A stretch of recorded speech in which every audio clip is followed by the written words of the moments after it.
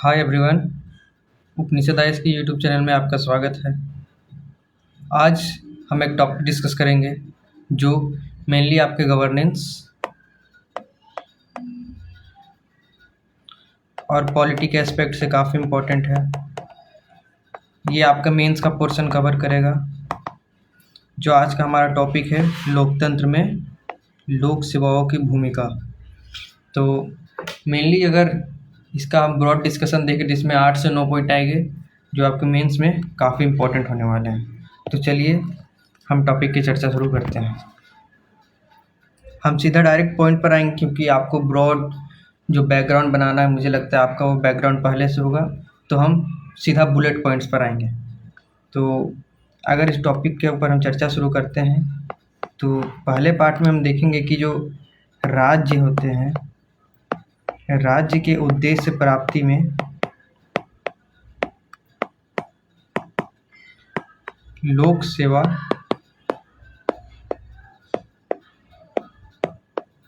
साधन स्वरूप कार्य करती है। राज्य जिसके 4 अवयव होते हैं, भूभाग, जनता, सरकार व शासन चलाने के लिए सरकार संप्रभु हो। और अगर राज्यों के प्रकार को देखें तो राज्य मेनली एक सेकेंड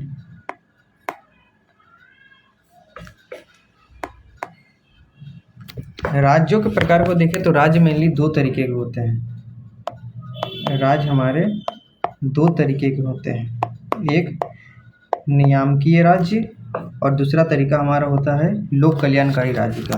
कौन सा? पहला था हमारा नियामकीय राज्य,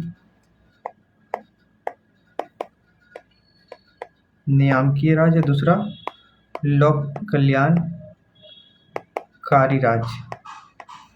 नियामकीय राज्य की अवधारणा जो भारत के आज़ाद होने से पहले 1947 से पहले चल रही थी, जिसके अंदर सरकार के मेनली 3 काम ही थे: कर लेना, कानून बनाना, वो शासन चलाना। जबकि लोक कल्याणकारी राज्य की अवधारणा 1947 के बाद की अवधारणा है, जिसका मेन ये लोक कल्याणकारी राज्य इस मोटो पर निर्भर करता है कि सभी लोगों के आँख से आंसू पोंछना है। मतलब ना कोई पिछड़ा रहे, ना किसी को दुख हो।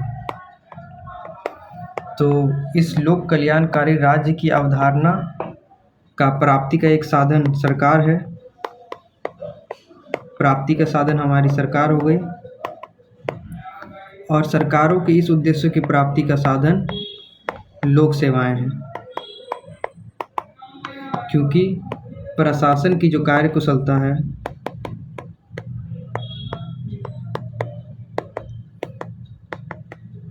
वो लोक सेवा पर ही निर्भर करती है। लोक सेवा पर निर्भर करना। दूसरा, अगर हम लोकतंत्र में लोक सेवाओं की भूमिका को देखें तो आप देख सकते हो कि सरकार के जितने भी कार्य होते हैं उसमें लोक सेवकों की भूमिका काफ़ी महत्वपूर्ण होती है। लोक सेवाओं की भूमिका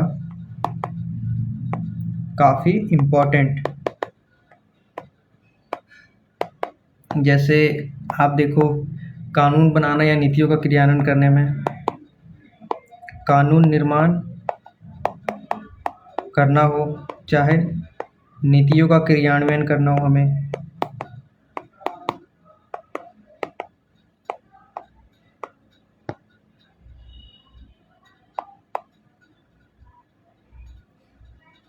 नीतियों का चाहे हमें निर्माण करना हो,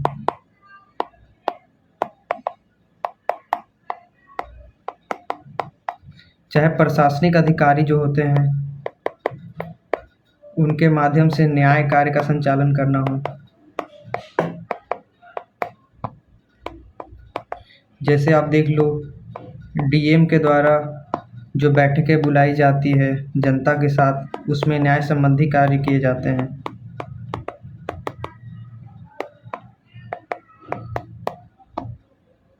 फिर देखो, मंत्री के उत्तरदायित्व पूर्ण करने में सहायता इनकी। राज्य की वित्तीय कार्य का संचालन, मंत्रीय उत्तरदायित्व में सहायता।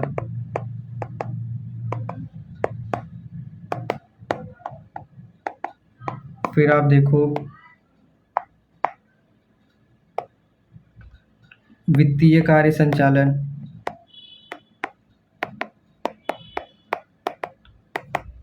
इन सभी में लोक सेवाओं की भूमिका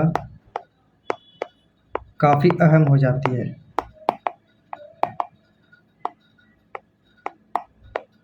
क्योंकि आप देखो, मंत्री जो कानून बनाने की बात करेंगे, उनके पीछे उनके सचिव ही कार्य करेंगे, और सचिव कोई ना कोई प्रशासनिक अधिकारी ही होगा। मान लो वित्त मंत्रालय हमारा बजट बनाता है, वित्त मंत्रालय में बैठे सदस्य ही कोई ना कोई प्रशासनिक अधिकारी ही होंगे, और इस प्रकार से बहुत सारे काम जो प्रत्यक्ष तौर पर तो कोई और करता दिखता है, पर उसके पीछे प्रशासनिक अधिकारियों का ही हाथ दिखता है। वित्त मंत्रालय का आप एग्जाम्पल ले लो। फिर हम अपने थर्ड पॉइंट में देखते हैं कि वर्तमान की जो एलपीजी की नीतियां हैं, लिबरलाइजेशन, प्राइवेटाइजेशन एंड ग्लोबलाइजेशन में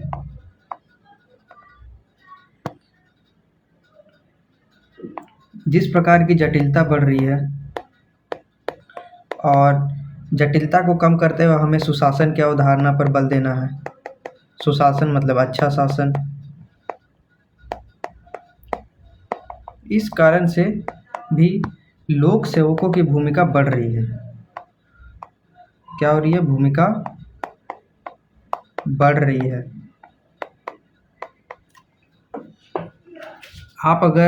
फिर आप फोर्थ पॉइंट देखो,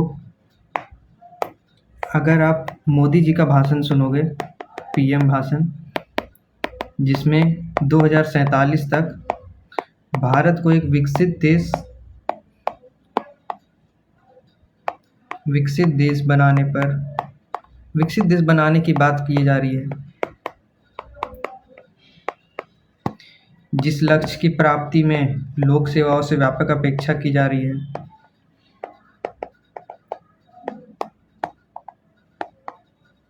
क्योंकि ये सरकार से जनता के मध्य एक कड़ी के रूप में कार्य करती है।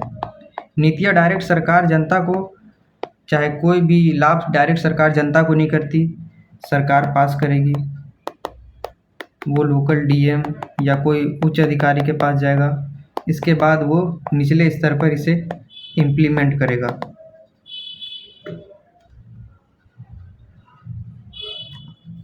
फिर आप देख लो, लोकतंत्र में लोक सेवकों की भूमिका। हमारी जो चुनाव पद्धति है वह 5 वर्ष के लिए है, मतलब अस्थायी है, और कोई इसकी अर्हता निश्चित भी नहीं है कि हाँ आपको इतने पढ़े लिखे होना चाहिए, जिस कारण अस्थायी और अनुभव की कमी के कारण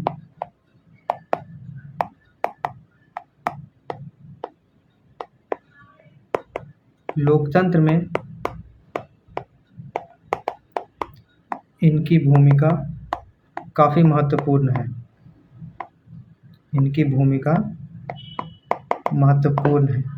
क्योंकि ये पहली बात तो प्रशिक्षित होते हैं, यह स्थायी कार्यकाल इनका होता है, इस कारण से इनकी भूमिका अधिक महत्वपूर्ण हो जाती है। फिर आप 6th पॉइंट लिख लो, जिसमें हम विकासशील और विकसित देशों की तुलना कर सकते हैं।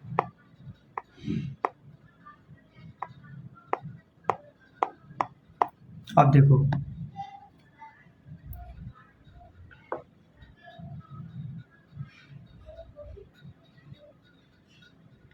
जो विकासशील देश होते हैं वहाँ का प्रशासन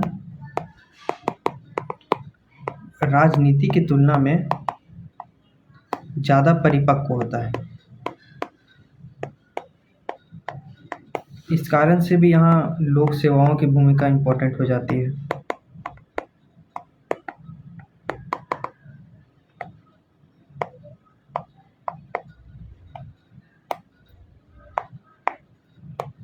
फिर देखो हम संसदीय लोकतंत्र और अध्यक्षीय लोकतंत्र की तुलना करते हैं। संसदीय, ये हमारा 7वां पॉइंट हो जाएगा। संसदीय वर्सेस आदर्श लोकतंत्र। संसदीय लोकतंत्र में हालांकि दोहरी सदस्यता का सिद्धांत होता है, जिस कारण से जो हमारे मंत्री होते हैं उनकी योग्यता संदिग्ध होती है, मतलब कोई निश्चित योग्यता निश्चित नहीं होती है, जिस कारण से लोक सेवाओं की भूमिका बढ़ती है।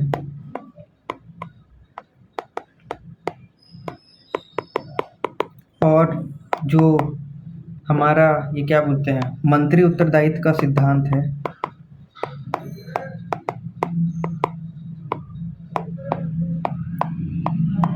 जिसके तहत अमानता को फॉलो किया जाता है, अनामता को फॉलो किया जाता है। अनामता के बारे में आप एथिक्स के पेपर में पढ़ोगे। अनामता का अर्थ होता है कि नीतियाँ कोई और बना रहा है, मतलब नीतियों को प्रत्यक्ष जनता के सामने कोई और रख रहा है और जबकि वो बना कोई और रहा है। तो इस प्रकार में अनामता के सिद्धांत में नीतियाँ रखते हैं हमारे मंत्री, और जबकि ये बनाता है लोक सेवक। इस कारण से भी संसदीय लोकतंत्र में इनकी भूमिका महत्वपूर्ण हो जाती है।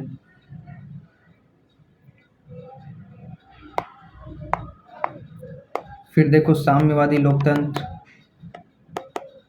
वर्सेस उदारवादी लोकतंत्र में तुलना करते हैं।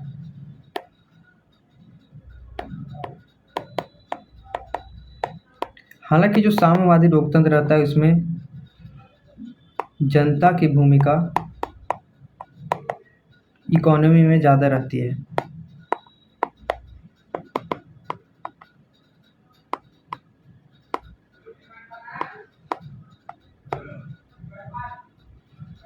जिस कारण से लोक सेवकों की भूमिका बड़ी हो जाती है,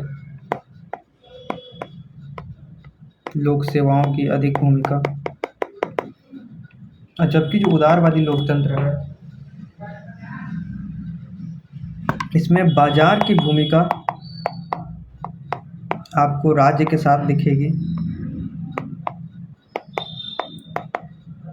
जिस कारण से यहाँ लोक सेवाओं की भूमिका सीमित हो जाएगी।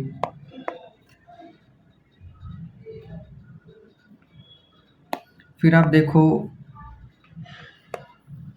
एक दलीय और बहुदलीय लोकतंत्र, single party and multi party.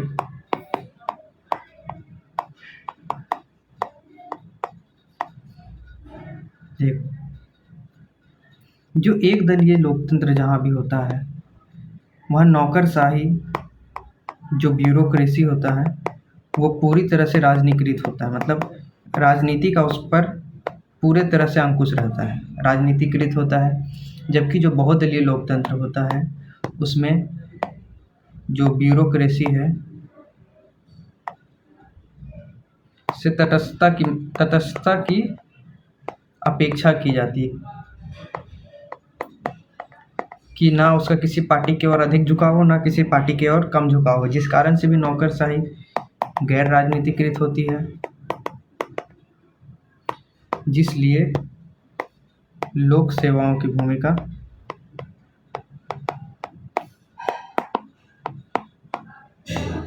अहम हो जाती है। तो हम इतने टॉपिक मेनली हम इसमें 9 पॉइंट्स कवर कर रहे हैं, और 9 पॉइंट्स मेंस के एस्पेक्ट के लिए काफ़ी इम्पोर्टेंट। अगर इसके लिए हम बुलेट पॉइंट्स बनाए तो हम देखेंगे, हमने पहले चर्चा की थी विकसित और विकासशील देशों का, एक दलीय वर्सेस बहुदलीय लोकतंत्र,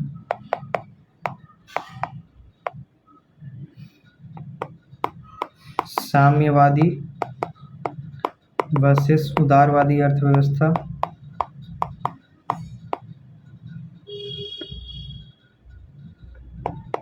संसदीय वर्सेस अध्यक्षीय,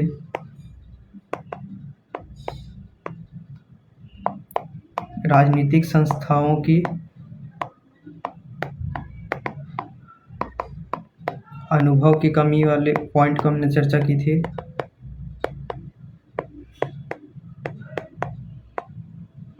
फिर हमने चर्चा की थी विकसित भारत की, विकसित भारत जिसका गोल है 2047 तक भारत को विकसित करना। फिर हमने चर्चा की थी एलपीजी के कारण इनकी भूमिका। फिर हमने चर्चा की सरकार के कार्यों में भूमिका।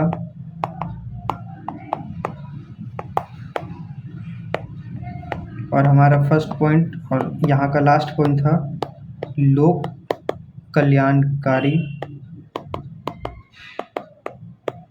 राज्य के लक्ष्य प्राप्ति में इनकी भूमिका।